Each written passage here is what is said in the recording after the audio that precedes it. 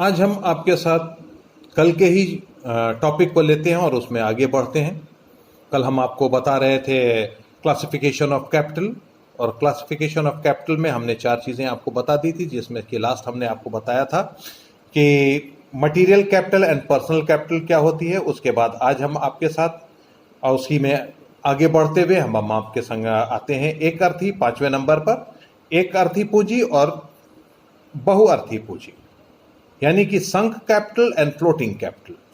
एक अर्थी पूंजी वो है जो केवल एक ही कार्य के लिए प्रयोग में लाई जाती है, उसे एक अर्थी पूंजी या विशिष्ट पूंजी कहते हैं। जैसे सड़क, रेल, पुल, सुरंगें, नहरें, कुएं, बांध इत्यादि। इन कार्यों में लगी हुई पूंजी को वापस हम प्राप्त नहीं कर सकते।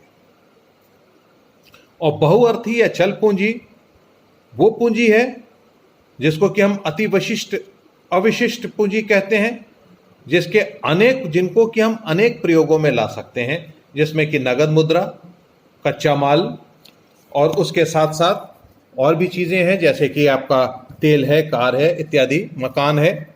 इसको हम चल पूंजी में कह सकते हैं, और या बहुअर्थी चल पूंजी कहते हैं इसको।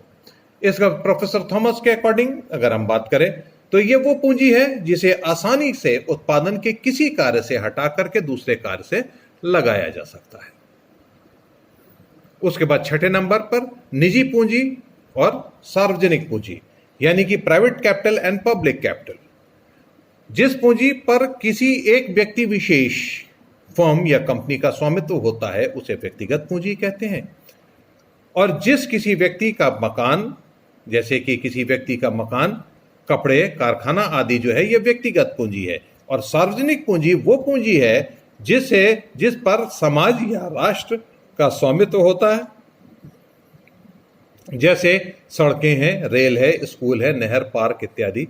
ये सामाजिक है, ये आपका गवर्नमेंट प्रॉपर्टी है या पब्लिक कैपिटल है, और ये इस पर आपका एकाधिकार नहीं है, इस पर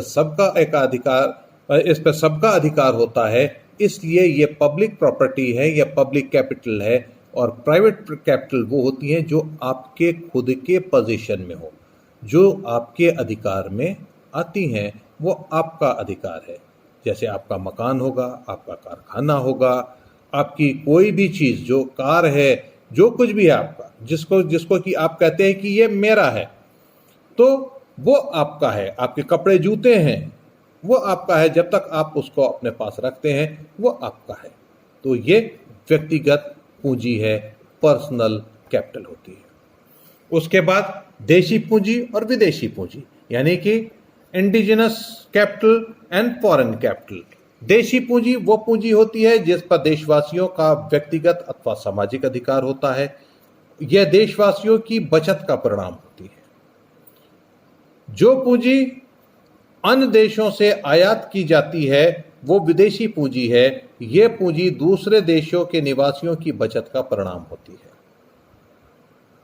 यानी कि हम जो कुछ भी टैक्सेस देते हैं, जो कुछ भी हम बचत करते हैं, हम बैंक में रखते हैं, बैंक उसको अपने काम के लिए इस्तेमाल करता है, तो ये सब जो है इंडिजिनस पूंजी में आती है, देशी पूंजी में आती है, क्योंकि ये हम सब की बचत का परिणाम होता है और ये देशवासियों के व्यक्तिगत तथा सामाजिक अधिकार होता है कि ये पूंजी हमारी है और हम इस पर अपना अधिकार रखें। ये हो गई सामाजिक पूंजी, यानी कि देशी पूंजी जिसको कि हम इंडिजिनस पूंजी कहते हैं। और दूसरा आयात की गई पूंजी, यानी कि जो हम लोन लेते हैं वर्ल्ड बैंक से या किसी दूसरे बैंक के थ्रू हम जो लोन लेते हैं, या कहीं से हमारे पास कोई भी चीज़ आयात करते हैं, हम बाहर से लेकर के आते हैं अपने देश में, जिस चीज़ की कमी हो हमारे देश में हम उसको बाहर से इंपोर्ट करते हैं। अब जब हम उस चीज़ को वहाँ से इंपोर्ट करके हम यहाँ लेकर के आते हैं, उसको फॉरेन कैपिटल या विदेशी पूंजी कहते हैं, क्योंकि वो जो पूंजी वहाँ से लेकर के हम यहाँ आते हैं वो वहाँ के दूसरे देशों के निवासियों की बचत का परिणाम होती है। वो हमारी बचत नहीं है, वहाँ के निवासियों की बचत का परिणाम होती है। इसलिए वो फॉरेन कैपिटल कही जाती है। वो हमसे हमारा उसमें कोई अधिकार नहीं, उसमें हमारा कोई वो नहीं, वो वहां का है, वहां से हमारे पास तक आती है। उसके बाद लास्ट है आपका राष्ट्रीय और अंतर्राष्ट्रीय पूंजी, यानी कि नेशनल और इंटरनेशनल कैपिटल। जिस पूंजी पर किसी राष्ट्र का या राज्य का स्वामित्व होता है वो राष्ट्रीय पूंजी कही जाती है, जैसे सड़कें हैं, रेल है, सरकारी कारखाने इत्यादि। अंतर्राष्ट्रीय पूंजी वो पूंजी है जिस पर विभिन्न राष्ट्रों का संयुक्त अधिकार होता है, जैसे विश्व बैंक या अंतर्राष्ट्रीय मुद्रा कोष की पूंजी, महासागर इत्यादि। इस तरीके से हम अगर देखें तो पूंजियों को कई एक भाग में हम बांटते हुए लेकर के आए। अब इसमें लास्ट में राष्ट्रीय पूंजी और अंतर्राष्ट्रीय पूंजी के अंतर्गत, जैसे कि हम कोई भी पूंजी जिस पर राष्ट्र राज्य का स्वामित्व होता है, वो मतलब कि हमारा अपना खुद का, जिस देश में हम रहते हैं उस देश का और उस राज्य का अगर किसी पूंजी के ऊपर स्वामित्व है तो वो नेशनल कैपिटल कही जाएगी। जैसे कि सड़कें हैं, रेल है, सरकारी कारखाने हैं, ये जो हैं ये देश के हैं।